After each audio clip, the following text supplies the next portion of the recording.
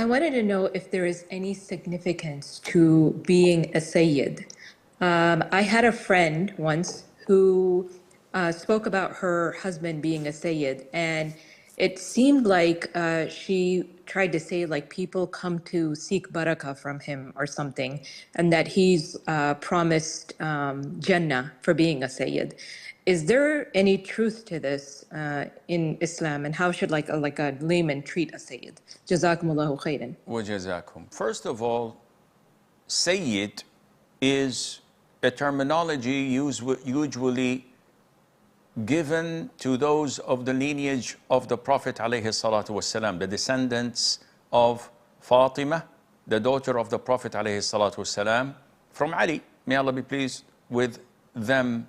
So usually the descendants of Al-Hasan and Al-Hussein, they're considered to be Sayyid, and the word originates from the hadith where the Prophet ﷺ pointed at his grandson Al-Hasan, and he said, my son, this son of mine, is a Sayyid, which means a master of his people.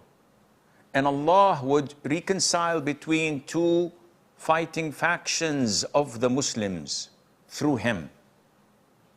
So probably after that, all the descendants of Al-Hasan and Al-Hussein are called Sayyid to distinct them from other people.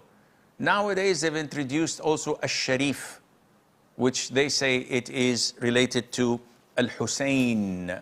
But such labeling is not from the Sunnah. We know that they are the descendants and they are part of the lineage and the offspring of the Prophet ﷺ, which by itself is a huge honor to have your the Prophet ﷺ as your great-great-grandfather.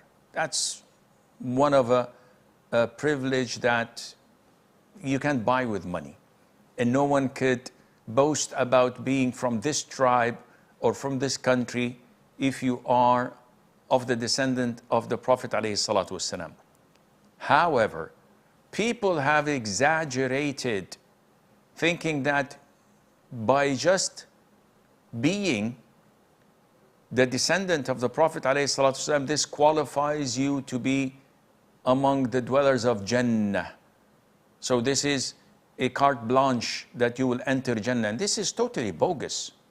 The Prophet clarified this ﷺ in many hadiths, stating that so many people attribute themselves to me and claim that they are from me. I have the allegiance only to those who follow and believe and comply with the religion of Allah. Or as he said, alayhi salatu wasalam, these are my people. These are whom I aligned to and I have allegiance to. We know that Abu Lahab is the uncle, the paternal uncle of the Prophet ﷺ. And two of his sons were engaged to marry two of the Prophet's daughters ﷺ. However, due to his disbelief, Allah cursed him in the Quran in a chapter that we read in the Salat, in the Quran, Tabbat yada abi lahabi wa tab. So this did not benefit him to be a relative of the Prophet ﷺ. To claim that they have certain miracles, or that knowing them, touching them, associating yourself with them is a barakah, it's a blessing. No, this is totally bogus. We know for certain that even among the celebrities who are of the descendants of the Prophet ﷺ, they are the worst of Muslims on earth, some of them. Their women go uncovered, doing hideous things, maybe even sitting on tables where alcohol is being consumed. What kind of honor are you giving to the Prophet ﷺ when you claim that you are from his descendants and you are engaged in such heinous things, going against the religion of your great-great-great-grandfather? This is a shame and an insult to the religion. But alhamdulillah, this is a test from Allah subhanahu wa ta'ala. You're honored, you're privileged to be a descendant of the Prophet ﷺ. Let's see if you walk the talk.